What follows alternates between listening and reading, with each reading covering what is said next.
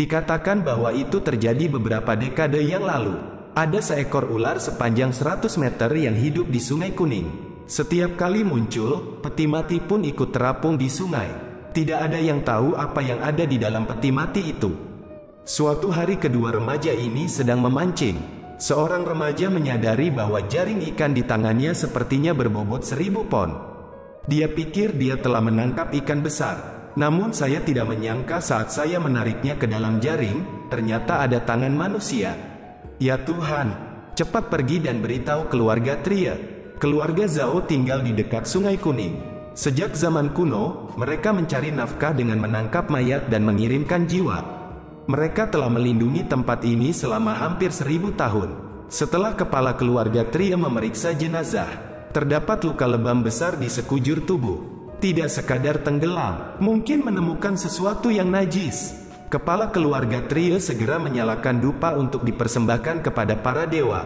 Ketika dia hendak kembali setelah menyelesaikan semuanya, sebuah peti mati besar tiba-tiba muncul di sungai. Untuk melihat apa yang ada di dalamnya, kedua pelayan itu segera berenang menuju peti mati. Namun mereka hanya melihat dari atas saja. Mereka tidak menyadari bahwa sesuatu yang mengerikan muncul di dalam air. Ketika keduanya bersiap menyeret peti mati itu ke darat. Saat ini, seorang pelayan tiba-tiba meronta beberapa kali dan kemudian menghilang ke dalam air. Ada sesuatu di dalam air. Cepat-cepat. Setelah melihat ini, pelayan yang tersisa segera berenang menuju perahu. Tapi tetap tidak bisa lepas dari kematian. Kemudian seekor ular raksasa sepanjang 100 meter tiba-tiba melompat dan menggigit perahu hingga berkeping-keping. Orang-orang di perahu itu jatuh ke air. Kepala keluarga Tria menggunakan lonceng emas untuk membuka penglihatan bawah air. Dia dengan cepat lolos dari serangan fatal ular raksasa itu. Pertarungan antara manusia dan ular segera terjadi. Dia menggunakan pedang untuk menusuk mata ular itu. Namun pada akhirnya dia hanyalah manusia biasa. Ia hanya bertahan beberapa ronde dan terbunuh oleh ular tersebut. Sejak itu, orang-orang tenggelam di sungai setiap hari. Tak lama kemudian tebing di kedua sisi Sungai Kuning dipenuhi mayat. Penduduk desa percaya bahwa bencana ini terjadi karena mereka menyinggung dewa sungai. 20 tahun berlalu dalam sekejap mata. Ini adalah tahun bencana besar. Orang-orang mati kelaparan. Beberapa anak ingin makan. Mereka mengawasi kapal dagang asing. Kemudian mereka diam-diam berjalan menuju kapal dalam kegelapan, mencuri barang-barang di kereta dan memasukkannya ke dalam tas kain. Anak-anak dengan gembira menghitung piala mereka. Mereka berpikir untuk memberikan sebagian kepada setiap rumah tangga ketika mereka kembali. Namun mereka tidak menyadari bahwa darah daging sapi telah mengalir ke sungai. Lalu sebuah peti mati besar tiba-tiba muncul. Ini bukan pertanda baik. Anak-anak tercengang saat melihatnya. Mereka segera berbalik dan lari, tapi sudah terlambat. Penduduk desa menyaksikan kejadian ini dan menjadi khawatir. Namun tidak ada yang berani masuk ke dalam air untuk menyelamatkannya. Kedua perenang terbaik berusaha semaksimal mungkin. Dengan cepat berenang ke pantai dan lolos dari kematian. Kepala keluarga Tria saat ini juga bergegas mendekat. Dia meminta lonceng emas kepada putranya untuk menyelamatkan orang. Tapi Tie Chieu kehilangan belnya.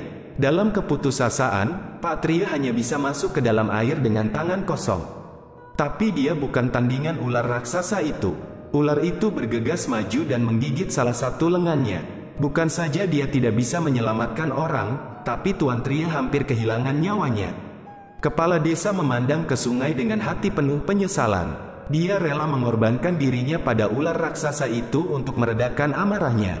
Penduduk desa berkumpul dan ingin terjun ke sungai untuk menyelamatkan kepala desa. Pada saat itu tiba-tiba sebuah perahu besar muncul di sungai. Sekelompok orang bertopeng muncul. Mereka mengumumkan ingin bertemu dengan kepala keluarga Tria. Pemimpinnya mengeluarkan lonceng emas yang dijatuhkan Tie Chieu dan menjelaskan niatnya. Dia ingin meminta keluarga Tria untuk menemukan peti mati itu. Adapun hadiahnya, mereka bersedia memberikan makanan kepada desa selama setahun, dan dapat membantu penduduk desa melenyapkan ular raksasa tersebut. Namun kini kepala keluarga Tria telah terluka. Putra Tie Chieu masih muda, mereka tidak bisa membiarkannya mengambil risiko. Jadi Tria tua menolak pria bertopeng itu. Namun, malam itu Tie Chieu diam-diam menyelinap ke perahu sendirian. Karena dalam hatinya dia mengerti apa arti makanan bagi penduduk desa. Kabin kapal dipenuhi peti mati. Beberapa peti mati bahkan bisa bergerak sendiri. Dia dengan berani melangkah jauh ke dalam. Alhasil, saat dia mengangkat kepalanya, dia tiba-tiba terkejut. Ternyata seluruh keluarga Tran mengidap penyakit aneh. Pria tidak bisa hidup lebih dari 40 tahun. Wanita tidak bisa hidup lebih dari 20 tahun. Jadi mereka harus menemukan peti mati untuk membalikkan kutukan tersebut. Keesokan paginya penduduk desa menemukan banyak karung gandum di dermaga. Semua orang sangat senang. Saat ini, Tie Chieu dan keluarga Tran telah tiba di tengah Sungai Kuning. Dia menggunakan teknik rahasia keluarga Trie untuk membuka penglihatannya di sungai. Segera dia menemukan sebuah lubang besar di bawah Sungai Kuning. Semua orang berenang menyeberangi sungai menuju gua misterius. Namun, begitu kaki depannya diturunkan, bahaya diam-diam datang. Banyak kepiting tapal kuda muncul di bawah air. Mereka berkumpul dalam jumlah besar dan menggigit siapapun yang mereka lihat. Beberapa pelari lambat terbunuh oleh mereka. Sisanya melarikan diri dengan memblokir jalan dengan api. Melangkah lebih jauh adalah jurang maut. Orang hanya bisa turun, entahlah kalau mereka baru setengah jalan mendaki. Tiba-tiba sekawanan kunang-kunang terbang keluar. Semua orang sangat ketakutan sehingga mereka segera mematikan senter dan turun.